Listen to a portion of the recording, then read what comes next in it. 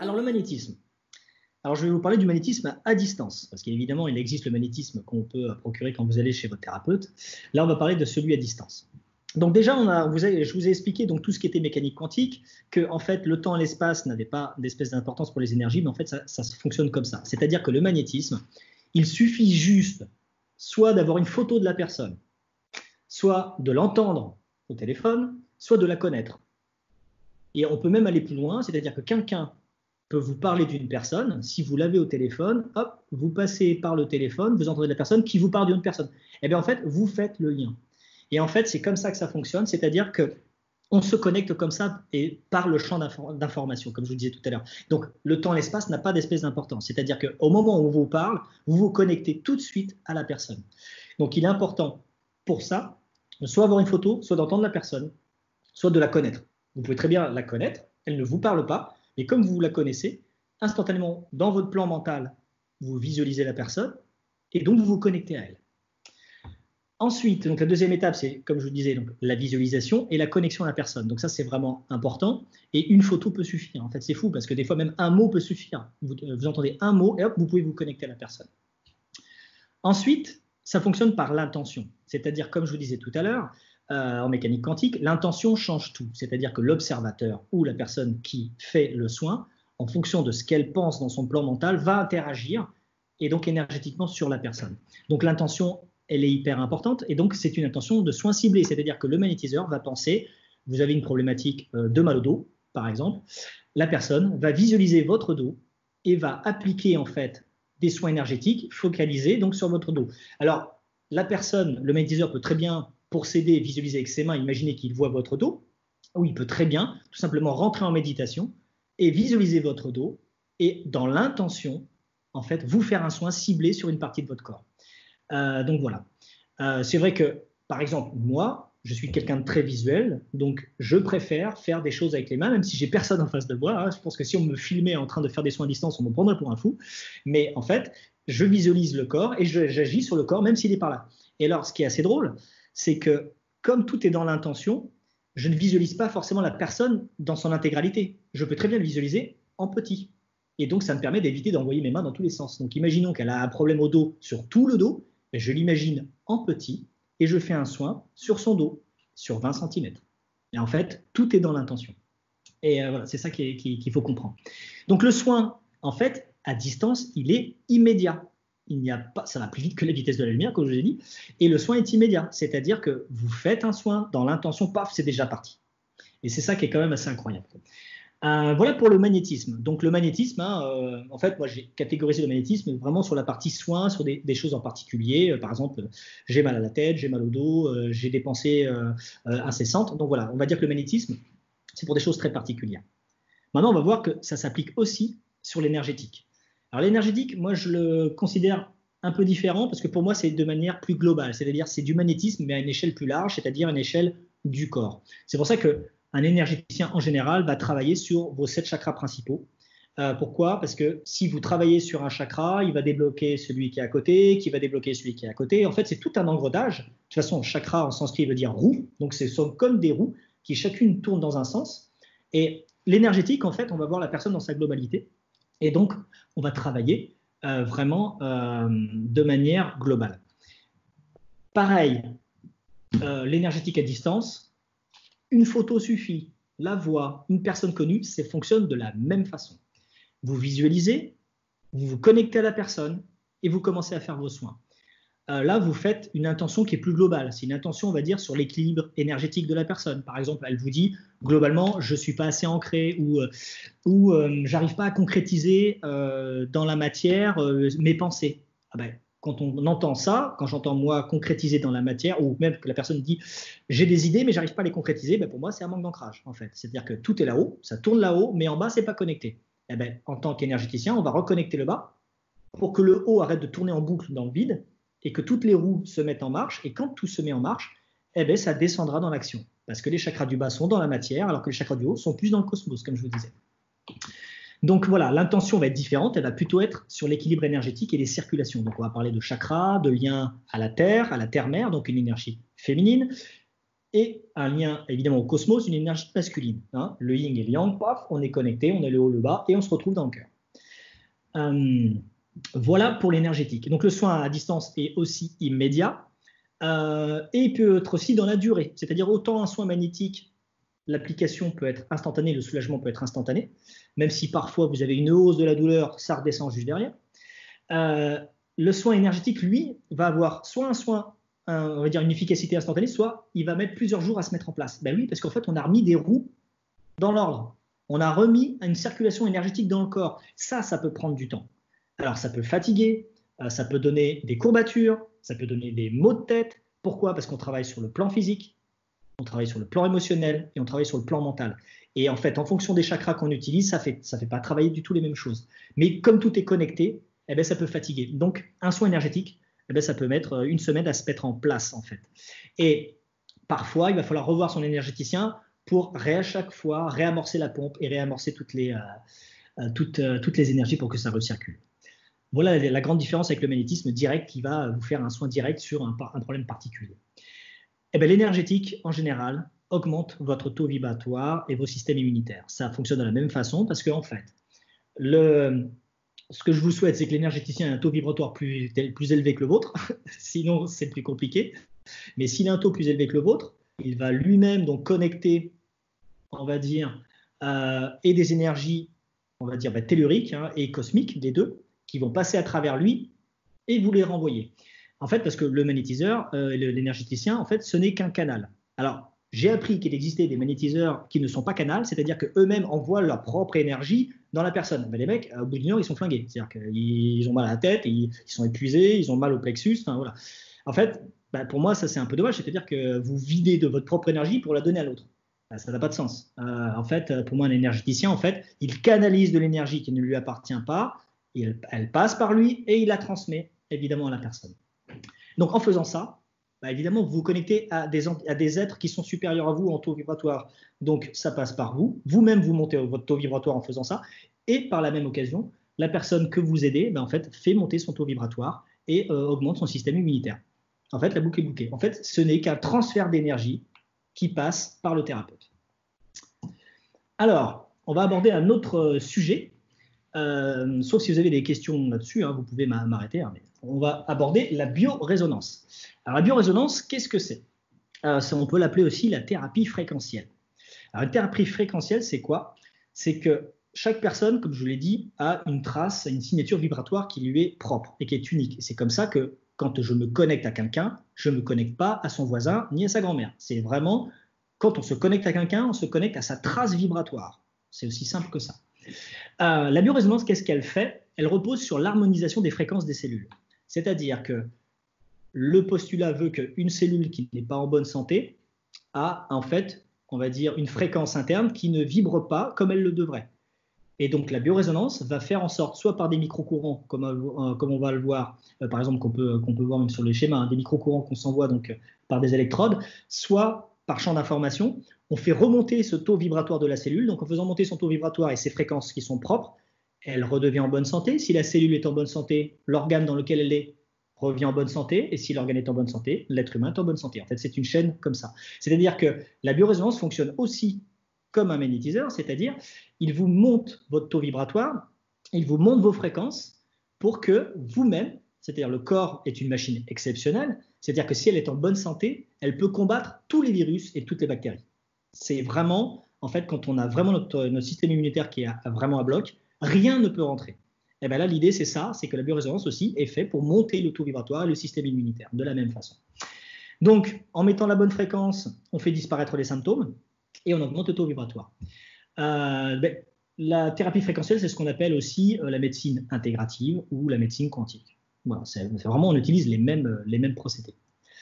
Je ne vais pas vous montrer la vidéo sur la biorésonance parce que on a déjà perdu pas mal de temps. Alors, la biorésonance à distance. Parce que là, pour l'instant, je vous ai parlé de la biorésonance avec des électrodes. Et là, vous me direz, mais oui, mais je ne peux pas le faire à distance si je n'ai pas un boîtier qui va me faire de la biorésonance. Et en fait, la biorésonance peut se faire à distance dans une seule condition, s'il y a déjà un premier contact présentiel. C'est-à-dire qu'il existe donc des machines qui permettent de faire des scans pour les personnes, donc qui scannent la personne sur ses différentes problématiques. donc que ce soit sur les problèmes physiques, les problèmes émotionnels ou sur les problèmes mentaux, la machine va vous scanner, mais ça, il faut que vous le fassiez une fois pour que la personne soit là. Parce qu'il faut prendre son taux vibratoire, parce que ça n'est qu'une machine, elle ne peut pas faire comme le magnétiseur, se connecter à distance à la personne. Elle est obligée de physiquement l'avoir pour prendre sa trace vibratoire.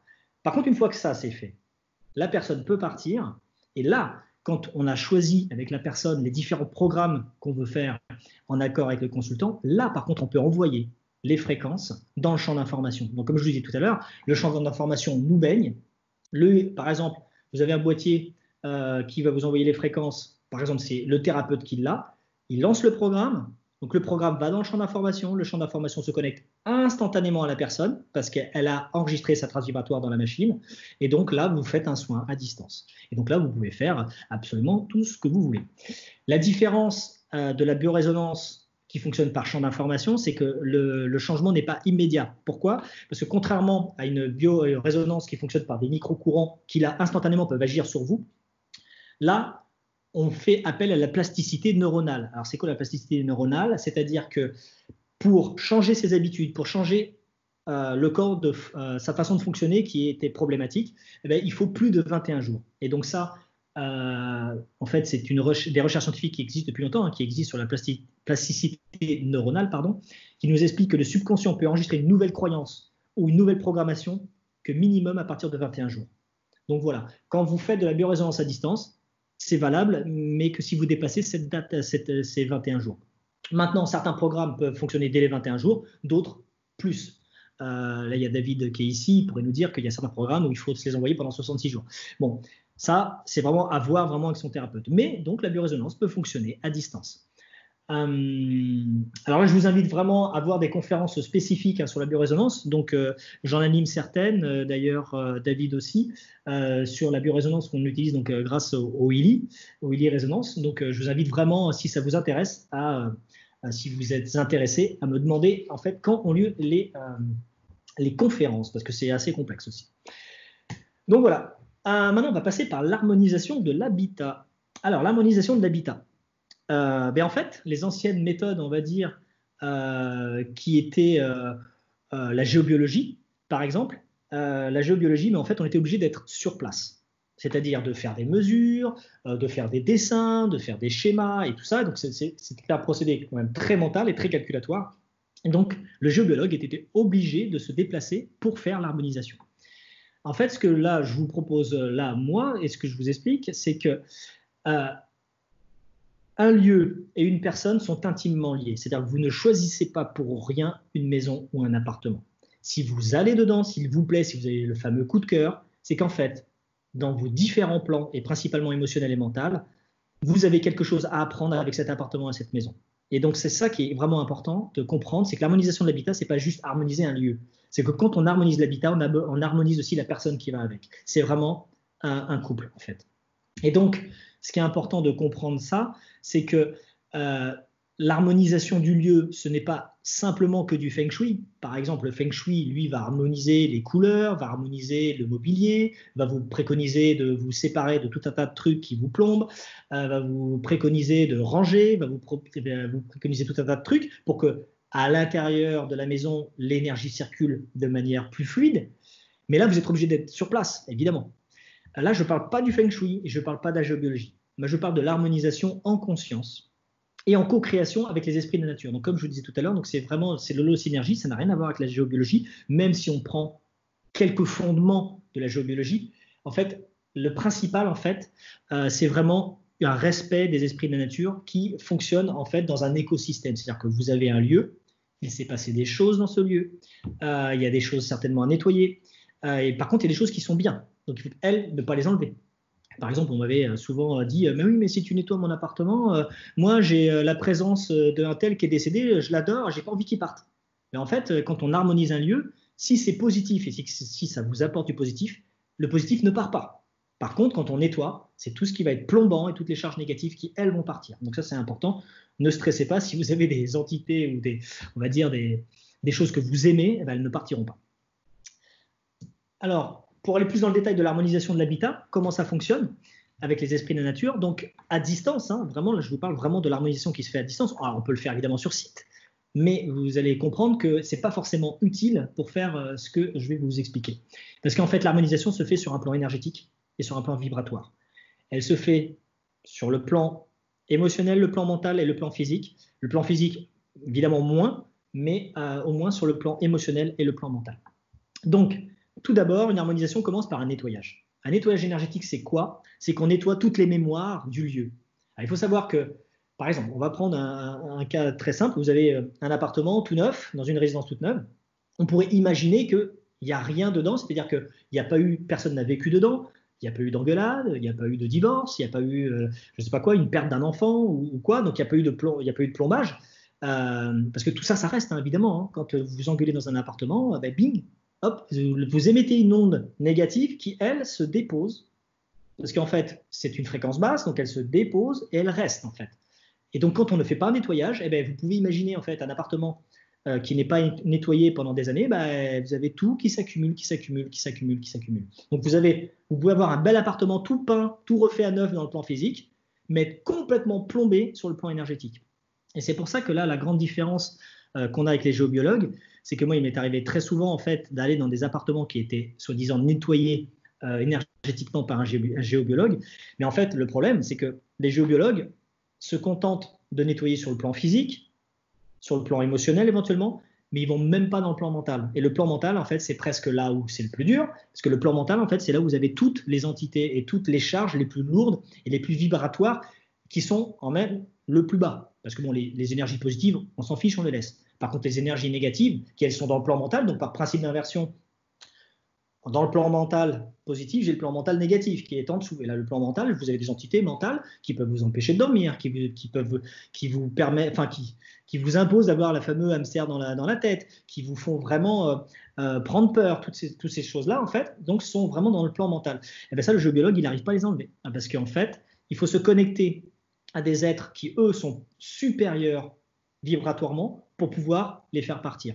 Et ça, en fait, eh ben, c'est pas en faisant des petites barres, des petits traits, des petits machins, en forçant le réseau Hartmann ou en bougeant telle ou telle chose qu'on y arrive, en fait. Il faut vraiment se connecter à quelque chose de vibratoirement beaucoup plus haut pour nettoyer tout ça.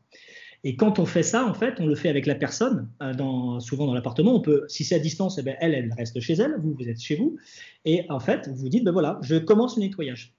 Et donc, on demande à la personne de soit se mettre en méditation, soit de se mettre au repos, de fermer les yeux tout simplement, si elle ne sait pas méditer, il n'y a pas de problème. Et donc là, en fait, je demande à la personne moi, de ressentir ce qui se passe. Et là, il se passe énormément de choses en général. Pour l'instant, je n'ai jamais vu personne qui n'avait rien ressenti. Et j'irai même plus loin, c'est-à-dire que même des nettoyages, quand on a un appartement ou une maison qui est plombé sur le plan mental, eh bien le plan mental, en fait, on sait que tout ce qui est sur le plan mental, c'est quand est-ce que vous allez nettoyer. Et souvent, commence à poser des problèmes même avant le nettoyage. C'est ça qui est dingue, c'est qu'en fait, ils savent que vous allez nettoyer, et donc ils commencent à embêter la personne. Et il m'est arrivé très souvent que la personne chez qui j'allais faire le nettoyage, eh bien, qu'elle ne soit pas bien la veille, ou qu'elle ne soit pas bien 2 ou 3 heures avant le nettoyage. Et bien ça, c'est assez fréquent. Hein. C'est quand je dis pas bien, elle peut avoir envie de vomir, elle peut avoir des maux de tête. Moi, j'ai même quelqu'un qui me disait ah ben, j'ai reçu une amie chez moi avec qui je m'entendais très bien, avec qui je ne m'étais jamais engueulé. Et là, 2 heures avant ton nettoyage, je me suis mis à l'engueuler, la traiter de tous les noms. Je me dis, mais qu'est-ce qui se passe? Ben oui, en fait, c'est une entité du plan mental qui ne voulait absolument pas que je nettoie. Et donc, elle s'opposait, donc elle faisait tout ce qu'elle pouvait pour foutre le bordel. Et ben, donc voilà, ça c'est par exemple un exemple classique de nettoyage énergétique qu'il faut effectuer sur le plan mental, donc qui est au-dessus en fait de plan physique et émotionnel. Donc voilà, donc ça commence par un nettoyage énergétique. On va forcément débloquer des situations, on va purifier les énergies du lieu et de l'habitat. C'est-à-dire que, par exemple, si on avait froid, on va peut-être avoir moins froid. Si on sentait une présence, on va moins la sentir. Et en fait, tout ça, en fait, va faire qu'on va rectifier progressivement toute l'énergie et le taux vibratoire du lieu. Parce que là, en faisant un nettoyage, on fait monter le taux vibratoire du lieu. Parce que vous avez un taux vibratoire, mais votre appartement aussi et votre maison aussi. Et donc, on fait monter tout ça. Et donc, on nettoie et on libère toutes les énergies qui sont cristallisées vraiment négativement. La suite de l'harmonisation, c'est qu'on rectifie aussi les problèmes dits telluriques. Donc, les problèmes telluriques, donc ce sont des sources, des failles, des réseaux spécifiques qui pourraient vous poser problème. On neutralise aussi les perturbations électromagnétiques environnantes. Donc, si par exemple vous avez une Wi-Fi, si vous avez je ne sais pas quoi, des objets Bluetooth ou autres. Donc ça, on peut le faire. Alors dans la limite, évidemment, des machines, hein, parce que je pense que le 5G, quand ça sera là, je pense que ça sera une autre paire de manches. Mais bon, on peut évidemment nettoyer les perturbations électromagnétiques, en tout cas qu'elles perturbent moins, qu'elles empêchent moins de dormir. Les perturbations électromagnétiques, on peut aussi avoir des courants. Hein. C'est-à-dire que vous avez, par exemple, une ligne de basse tension qui passe devant chez vous. Ben voilà, on peut évidemment neutraliser aussi les effets négatifs. L'harmonisation et l'équilibrage du lieu sont faits sur les différents plans, donc, comme je dis, émotionnel et mental principalement quand on le fait à distance.